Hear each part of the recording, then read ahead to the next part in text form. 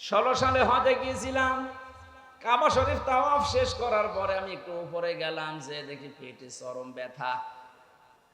এক পুলিশকে ডাক দিয়ে বললাম, ইয়া সাদেক তাল, ভাই বা বন্ধু, এতক্ষণ আমার ভালোই লাগছিল, হঠাৎ আমার পেটে ব্যথা, খুব যন্ত্রণা করছে, এখানে ফার্মেসি কোথায়? আমার এখন পেটে ব্যথা করছে, এর কারণ কি? ফার্মেসিতে যাওয়া লাগবে, আপনি একটু দেখিয়ে দেন আমারে। পুলিশ আমারে বলছে, ইয়া হাজি ওল হজ্জা তাই না বিলাদুকা।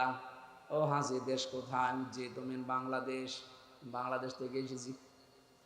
পুলিশ আমারে ওর ভাষা দিয়ে বলছে, হাজি আপনি জানেন না এটা কোন জায়গা? না তো। আবু জাহেলের বাড়ি। আপনি এখনো পায়খানা না করে দাঁড়িয়ে আছেন, তাড়াতাড়ি করেন। পায়খানা করে দেখি সত্যি আমার পেটের ব্যথা ভালো হয়ে গেছে। আল্লাহ যেন আমাকে হাতে ধরে বসাতে চাচ্ছে, হামজা এত টাকা খরচ করে আসলে আরে শয়তানের বাড়ি পায়খানা না করে চলে যাবা, তাড়াতাড়ি করো। আমার তো মনে হচ্ছে ঠিক 2024 সালের 5 আগস্টের পর থেকে অনেকের বিভিন্ন রোগ দেখা দিচ্ছে, এ রোগ ভালো হওয়ার জন্য এখন এই কাজ করছে। এর পরের শব্দটা আমি বলার জন্য এই পর্যন্ত নাই, আমি আসতাম না, এবার আসে। এর শিক্ষাটা কি? আল্লাহ পাক বলেন, ইন্না ফি যালিকা লাআয়াতাল লিকাউমিন ইয়ালামুন। মাঝখানে লাম আছে, এটা লামে তাকিদ। আল্লাহ পাক নিজে গ্যারান্টি দিচ্ছেন এর ভেতরে শিক্ষা আছে। কি আছে? কাদের জন্য? লিকাউমিন ইয়ালামুন, যারা জ্ঞানী, এই জাতির জন্য শিক্ষা এখানে আছে। এখন আমার প্রশ্ন, শিক্ষাটা কি? মুফাসসিরিন ইকরাম জবাব দিয়েছেন, শিক্ষা এই, আল্লাহ পাক যখন কোন এলাকাকে খাওয়াবিয়াতান বানিয়ে দেন তাদের জুলুমের কারণে, পরবর্তীতে যারা ওই জায়গায় বসবে তারা যেন চিন্তা ভাবনা করে জীবন চালায় যে আমরাও যদি জালেম হয়ে যায় আমাদেরও বাড়ি ঘর কিন্তু এরকম পরিত্যক্ত হয়ে যাবে। এই জন্য আগামীতে যারা চেয়ারে বসবেন তারা চিন্তা ভাবনা করে চালাবেন। এ জালেমদের 15 বছরের এত বড় শিকড় যদি আল্লাহ কেটে দিতে পারে, ফাকতি আদাবিরুল কওমিল্লাযিনা যালামু আলহামদুলিল্লাহি রাব্বিল আলামিন। বলেন আল্লাহু আকবার। আল্লাহ বলেন জালেমদের শিকড় কেটে দেওয়া হয়ে গেছে। কে বলছেন? এদের এত বছরের শিকড়, আপনি এখন তাকান ইউনিয়ন থেকে শুরু করে একেবারে আন্তর্জাতিক লেভেল পর্যন্ত এমন কোন জায়গা নেই জালেমদের শিকড় ছিল না। এইগুলো যদি আল্লাহ কেটে দিতে পারে, আগামীতে যারা বসবে তাদের শিকড় কাটতে আল্লাহর দেরি হবে।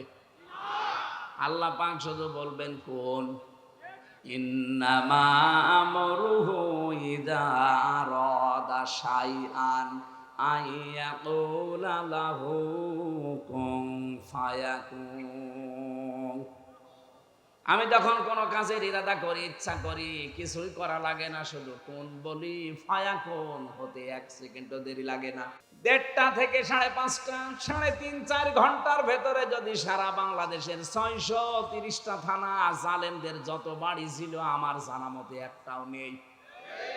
কিছু না কিছু হলেও কাজ, দরজা জ্বালানোর কাজ ভাঙা হয়েছে, এখন পরিত্যক্ত হয়ে পড়ে আছে। চুয়াডাঙ্গায় যিনি ছিলেন, সেলুন, চুল কেটে বেড়াতো। সেলুন মানে কি? চুল কাটে না? এই লোকের বাড়ি ঘরের অবস্থা দেখেছেন? অথচ কি দাপট ছিল এ 15 বছরে। কত কিছুর মালিক হয়ে গিয়েছিল নামে বেনামে, মানুষ তার নাম পর্যন্ত পাল্টিয়ে দিয়েছিল এলাকায়। কি সুন্দর নাম তার, সোলাইমান হক জোয়ারদার সেলুন, পুরা নামই পাল্টিয়ে নাম দিয়েছে হনুমান। হ্যাঁ, এই যে হোসাইন আছে, জিজ্ঞাসা করেন, ওর বাড়ি ওখানে। ওর নাম এখন আর কেউ সেলুন বললে চেনে না, ওর নাম বলা লাগে। হনুমান কোথায়, তার বাড়ি কোনটা মানুষ দেখিয়ে দেয়, এই যে সেই জাতীয় টয়লেট। 3 মাসে যদি এই অবস্থা হয়ে যায়, 3 বছর যেতে দেন, এদেশে জালেমদের একটা চিহ্নও থাকবে না। আমাদের শিক্ষা এখান থেকে, আমরা যেন জালেম হয়ে না যাই। কারণ জালেমদের বিরুদ্ধে সরাসরি মামলা দেবে আল্লাহ নিজে। সূরা শূরা 25 নাম্বার পারা 6 নাম্বার পৃষ্ঠার 12 নাম্বার লাইনের 42 নাম্বার আয়াতের প্রথম অংশে আছে, ইন্নামাস সাবিলু আলাল্লাযিনা ইয়াজলিমুনান নাস। অবশ্যই আমি আল্লাহ মামলা দায়ের করব দুনিয়ায় যারা মানুষ ওই মানুষের উপরে জুলুম করে। ইয়াজলিমুন আল মুসলিমুন আল্লাহ দেয়নি, দিয়েছে। ইয়াজলিমুনা মোজারে বর্তমান ভবিষ্যৎ প্রেজেন্ট ফিউচার, আল্লাহ মুসলিমুনা না দিয়ে নাস দিয়েছেন একবারে। মানুষ হয়ে যারা মানুষের উপরে জুলুম করেছেন এতদিন, তারা আল্লাহর মামলার আসামি। বিশ্বজিৎ কি মানুষ ছিল না? এক কথা বলছে না, সে মুসলমান না কিন্তু সে তো মানুষ। বলেন কি করে মারলেন তাকে? আমার সাথে জেলে ছিল ওই ছেলেটা, খুলনায় বাড়ি, ওই যে 18 মাইল নাকি আছে না ভাই, ওখানে বাড়ি ওর, শাওন। আমি বললাম আপনি এইভাবে কোপ মারলেন কি করে? বলছে আমার মাথা ঠিক ছিল না।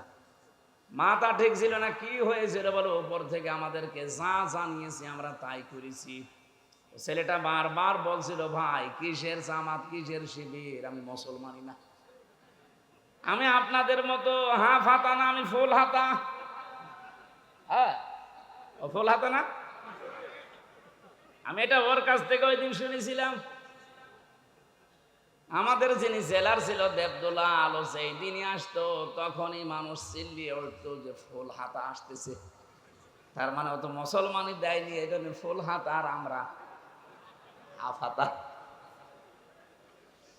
ও বলেছে যে ভাই আমি মুসলমান না, আমি শিবির না। কিসের শিবির কিসের জামাত, আমি হিন্দু মানুষ।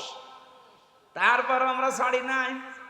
কি করলেন আপনি এই কাজটা করে? এখন তো ফাঁসির আসামি থেকে যাবজ্জীবন 30 বছর জেল খাটা লাগবে। জীবনটা শেষ হয়ে গেল জেলখানায়। যে আমি এতটুকু অনুধাবন করেছি, অন্যায় করার পরে যদি সাজা হয়ে যায় তার পাশে আর কেউ থাকে না, তখন অনুশোচনা আফসোস করা ছাড়া সারাটা জীবনে আর কিচ্ছু নেই। এখন যিনি জল্লাদের দায়িত্বে আছে, আগে তো শাহজাহান জল্লাদ ছিল, এখন যিনি দায়িত্বে আছে ওর বাড়ি চট্টগ্রামে। এই লোকটা আমার সাথে মাঝে মাঝে দেখা করতো, বলতাম ভাই, উনি যেহেতু চেকার ছিলেন, চেক করতেন মোবাইল আছে কিনা। ডাক দিয়ে একদিন বললাম, ভাই কি কয় বছর? বলে আমার মামলা সে এমন কঠিন না, বউ এক থাপ্পড় দিয়েছিলাম, ও ছাতা মরে গেছে। আমি 17 বছর না কত বছর যেন বলে সৌদি আরবে ছিল, এরপরে বিয়ে করেছে। বিয়ের পরের বছরে ওর বর সাথে গন্ডগোল, কি ওর স্ত্রী আর ওর মার সাথে মিল নেই। বলেন তো এই যে জল্লাদটা, ও খালি একটা থাপ্পড় দিয়েছিল খালি সংশোধন করার জন্য। বউ শুধু কারণে অকারণে মায়ের সাথে তর্কাতর্কি করতো, মাকে কিছু দিলেই বউ রাগ করতো। শেষ পর্যন্ত বলছে, আমি যে একটা থাপ্পড় দিলাম যে আমার টাকা আমার মাকে দেবো, তোর কি? ছাতা মরে গেল, অথচ আজ আমি 30 বছর জেল খাটতেছি। একটা মানুষ বলেন তো 17 বছর বিদেশে, 20-22 বছর না হলে তার বিদেশ যায়নি। মনে করেন 20 বছর, 17 বছর আর 30 বছর, কত হয়? ওর জীবনে আর কি থাকে? এজন্য জেলখানার একটা অভিজ্ঞতা আপনাকে আমি বলছি শিক্ষার জন্য। আবেগে পড়ে কোনো কিছু করতে যাবেন না।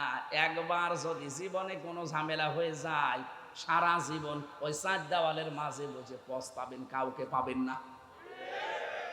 আমি তো কিছু না করে গেছি তাই কাউকে পাইনি। আর আপনি অপরাধ করে যাবেন, আপনার বউ তখন অন্য জায়গায় চলে যাবে, আপনার ছেলে মেয়ে আপনার শত্রু হয়ে যাবে।